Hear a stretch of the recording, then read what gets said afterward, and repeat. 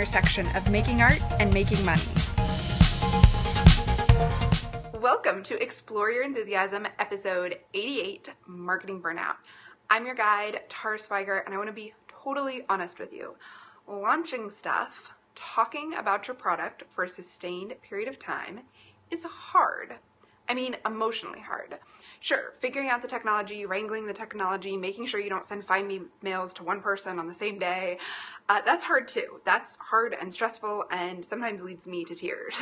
But that is figure outable. That you can learn, you can figure it out, you can adjust. Because you can ask somebody questions about that, you can research, you can learn about that. But it's much harder to talk about how draining it can be to talk about your work, which often feels like you're talking about yourself. If you're talking about your work and it's something you love and you're into, especially if it's your art or anything you've made by hand or your teaching or your instruction, it's deeply tied into yourself and it can feel like you're talking about yourself. So last weekend, as of recording this, I launched my 2 programs on a free webinar, and it was totally free, so I wanted to make sure that everybody who wanted to come actually knew about it, because I knew it was going to be super helpful because it covered the questions and concerns I get all the time anyhow. But in order to make sure that everybody knew about it, I had to talk about it consistently over a few days. It's the only way to make sure that everyone who is following me or on my email lists would actually know it exists. I think I even talked about it here on the podcast. Because that's the only way anyone is going to know about your awesome thing, even if it's a free thing, is you have to tell them, and you have to make sure you tell them often enough for them to hear it. But that can feel like you're saying it a lot, and it can really mess with your feelings of confidence to feel like you're always talking about the same thing, especially if you worry if you're bugging people. Because then after the webinar, I had to tell people that these 2 awesome programs were open, programs that hundreds of people have loved and used, programs that people have told me, hi, I'm waiting for this to open again. So I had to talk about my stuff again consistently. And as you are listening to this on December 30th, the programs are both totally closed. So I'm telling you this as I look back on it, because this is how I was feeling mid talking about it, mid telling people about it. I was just tired of talking about it, not because I wasn't excited about it, but because I worried I was really upsetting other people, I was annoying other people. All of those confidence issues were happening for me in the middle of it.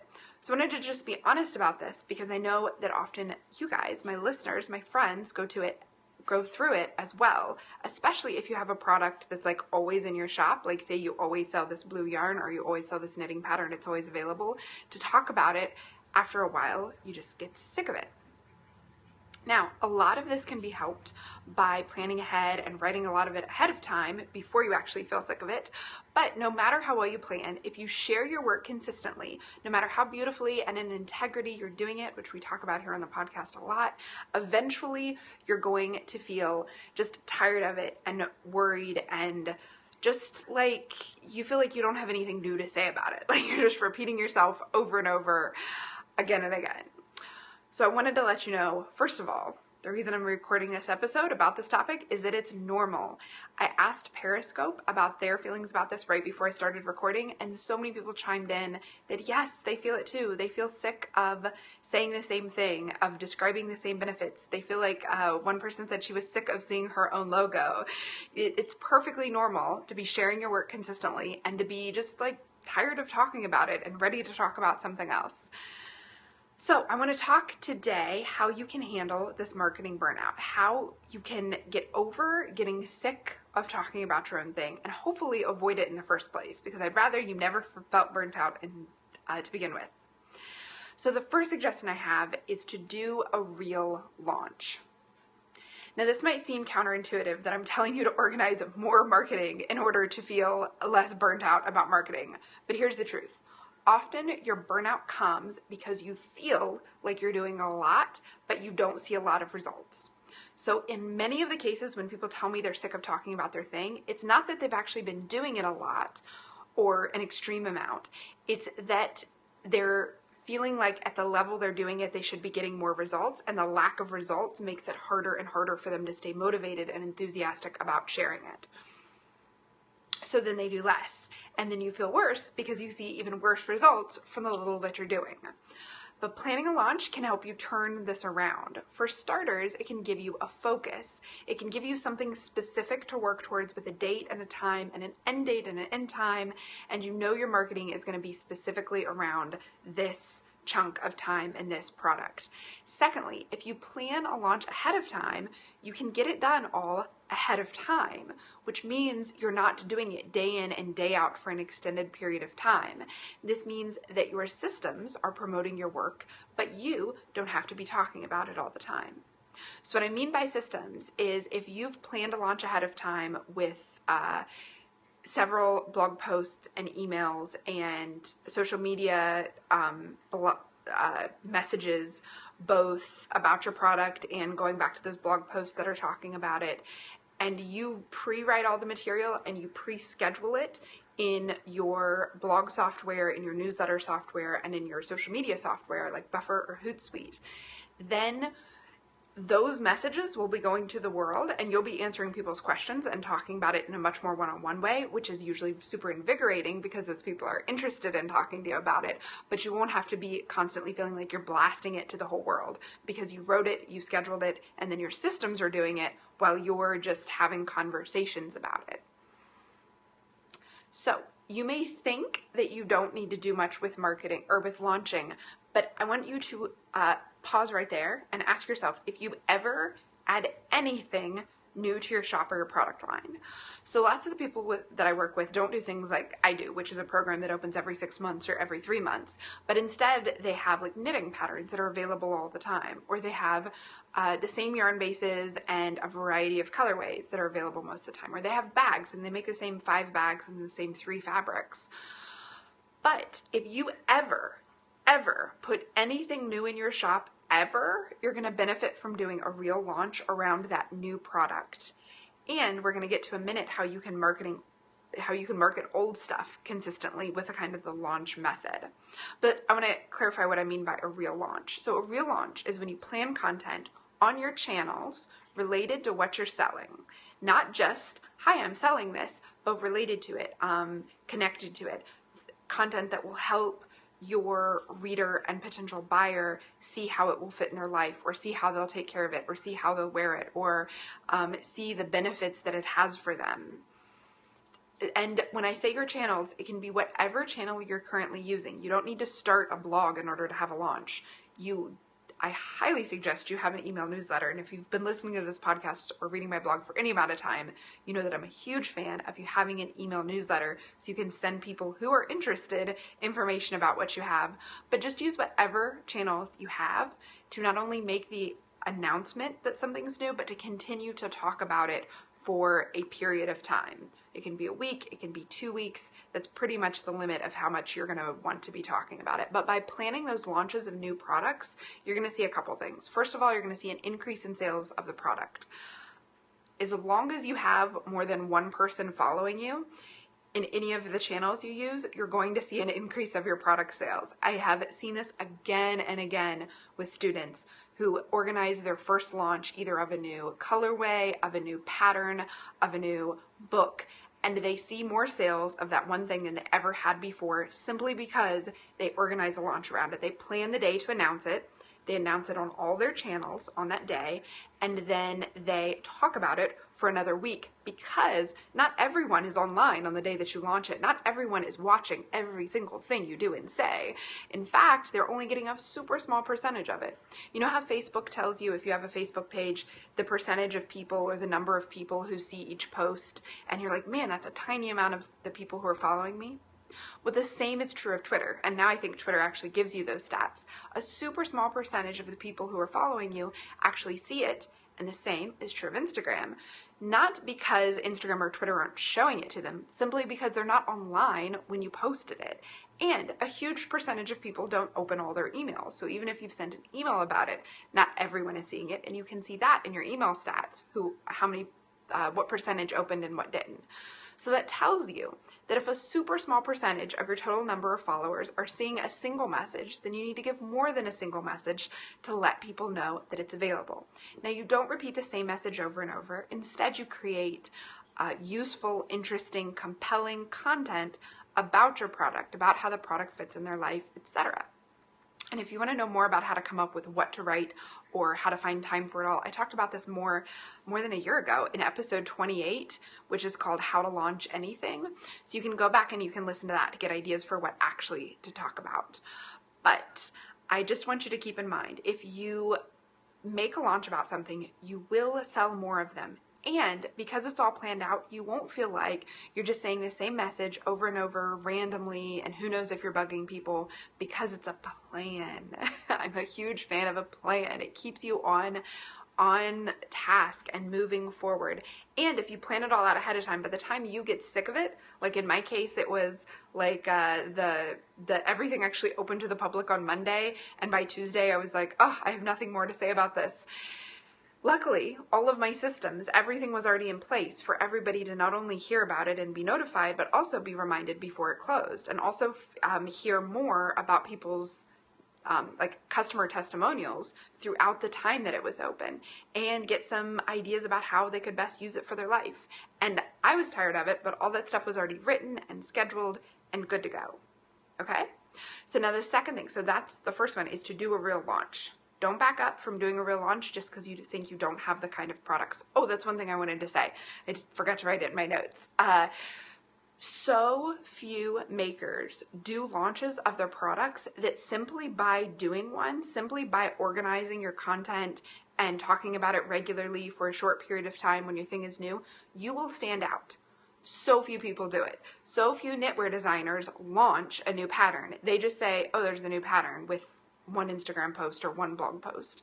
But if you did a series of things explaining the pattern, explaining the techniques, maybe teaching a technique or two, sharing it from different angles on Instagram over the course of a week, sharing it on different body types, highlighting some of your test knitters and what they knit. Okay, that's just for knitwear designers. You could do this with all kinds of products. You could do it when you put new notebooks in your shop. You could show them in different situations. You could talk about the different times they're useful for. You can talk to customers who have already used them and share their case study or their testimonial. Lots of ways to share content. My main thing is no one is doing it. And if you do it, you will so stand out, and you will so have sales that no one else is having because no one else is doing it. So the second thing, the way to avoid marketing burnout, is to make a promotion schedule. So if you make something that's available all the time, like a PDF knitting pattern or a product that you repeat and can sell many of, like perhaps you sell prints or cards or the same kind of 5 pillows in 3 colors, it's really easy to get sick of talking about the same thing all the time and to feel like you're repeating yourself over and over every time you talk about it. So don't talk about everything all the time. Instead, decide which project you're going to highlight when and just stick with that schedule.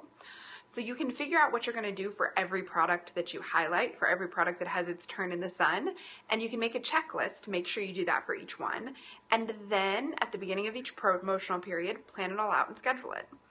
So to start with, you're going to decide, what products do I have?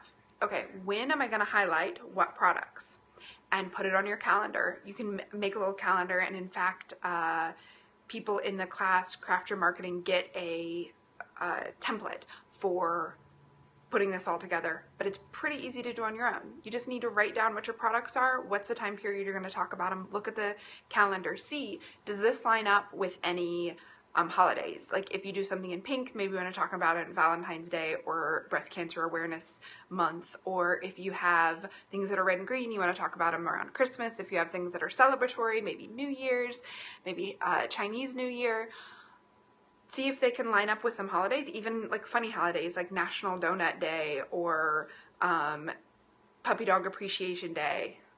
I know that's not what it's called. There's something like that. And line it up with some holidays, or just line it up with your own schedule. Like, I am going to know I'm going to get a big order of this kind of base or this kind of fabric, so I'm going to talk about this kind of yarn in the weeks right after it. I'm going to have a new shawl pattern coming out, so I'm going to talk about my old shawl pattern the week before it, or the 2 weeks before it, so that when the new one comes out, I can talk about how they're related, how they go together, etc. So make a promotional schedule. This will keep you from feeling like you're saying the same thing all the time, because you're not. You're going to talk about different products all the time. This also really helps you figure out what content you're going to put on all your places. The thing about having various channels where you share things is, what in the world do you write about? Well, you write about what you've decided you're going to focus on that week or that month. Now, this is another one of the strategies that nearly always leads to an increase in sales for my students. As soon as they start to regularly post about their work and talk about just one thing at a time and make a clear call to action when they talk about it, they start to see an increase in sales. Now, that's a couple different points there. So one of the things is talk about your work consistently. The second one is talk about just one thing at a time. Put one product in your Instagram photo, and then make a clear call to action. In the description, tell people they can click on the link in your bio to buy it. Go to your bio, edit that link so that it leads to just that product. And you can leave that link to just that product for the next week if you're talking about various aspects of that product throughout the week. Now, you can mix in some other photos that aren't product related, but by doing that, by being super clear and by having one focus, people are going to get all of a sudden, oh, that's the person who sells this. I get that.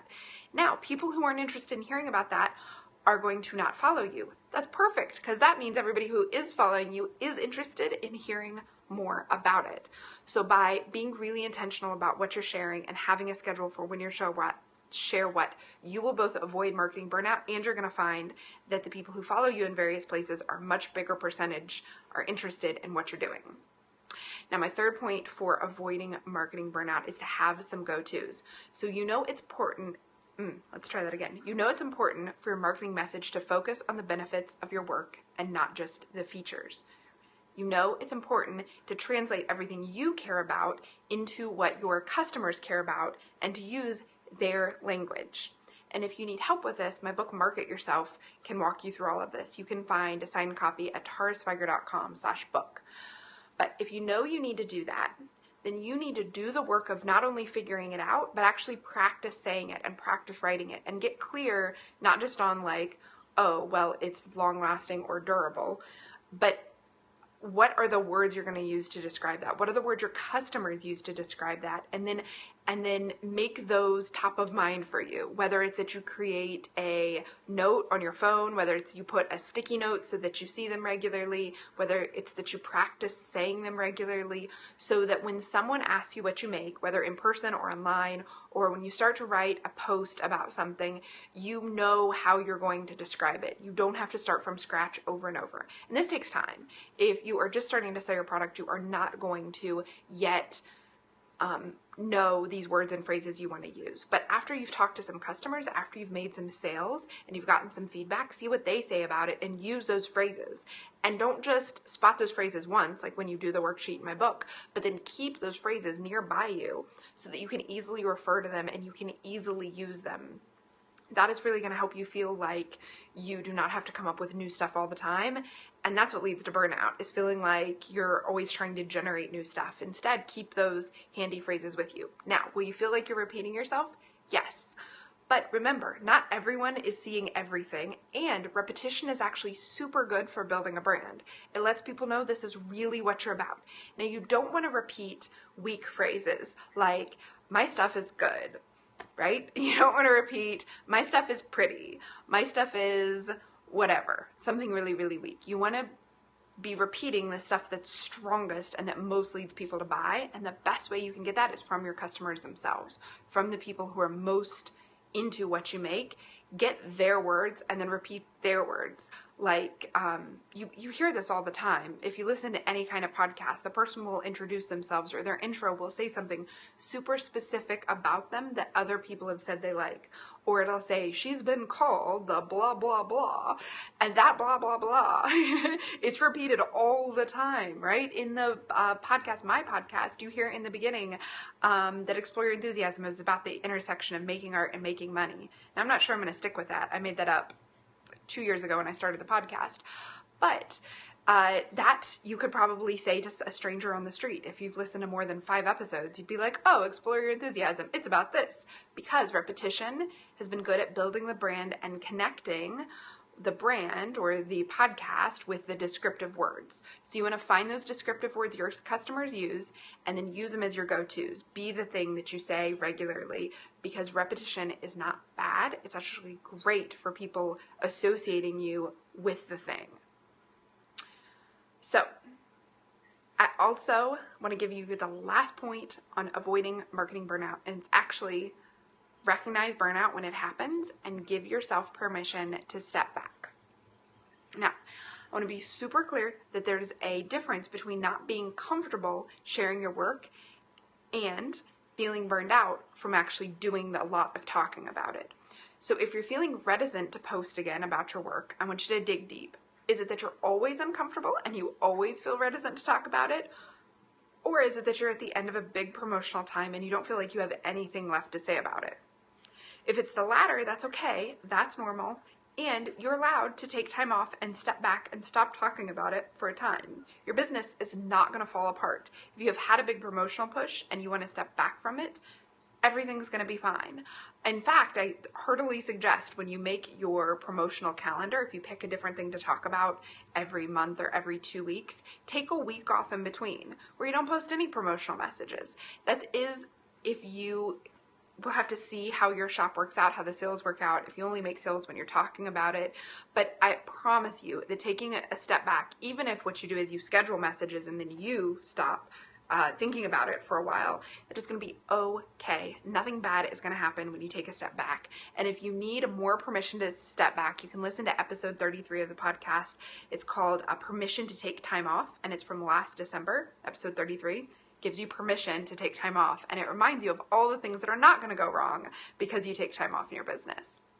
But I want you to beware. If you never feel comfortable talking about your work, do not give yourself permission to do even less marketing, because if you never share your work, your business isn't going to just be fine if you also continue to never share your work. In fact, you need to start getting comfortable sharing your work. You need to push through and kind of confront that fear of talking about your work and find good, comfortable ways of doing it in order to make a difference, in order to build the kind of business that can support you stepping back.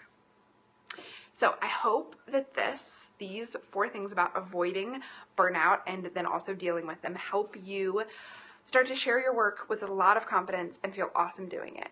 And if you realize while listening that you don't know what the benefits of your work is, or that you don't have a marketing schedule, or that you haven't chosen what channels you use to share your message, or you don't know what your message is, you can find all of that in my book, Market Yourself. You can either find it on Amazon or you can get a signed copy at taraswiger.com/book, and I will send it to you right from my house. Now, before we go, I want to tell you something that is happening time sensitive that's happening.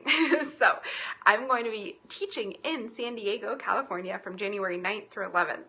So I'm going to be teaching 2 classes with TNNA, which is a trade show for the yarn and needle art industry.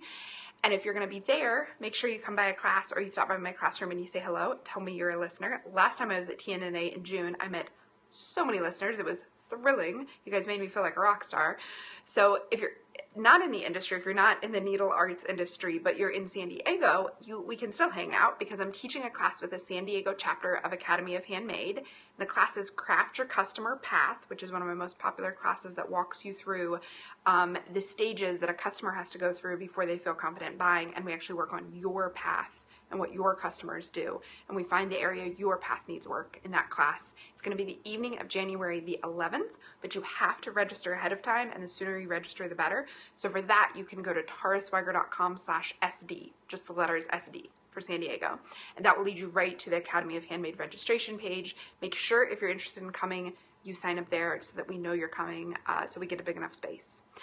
So thank you so much for listening. I wish you a very happy new year and a fabulous 2016 that has absolutely no burnout, but lots of sharing your work with people who love it. Thank you so much, and have an enthusiastic day.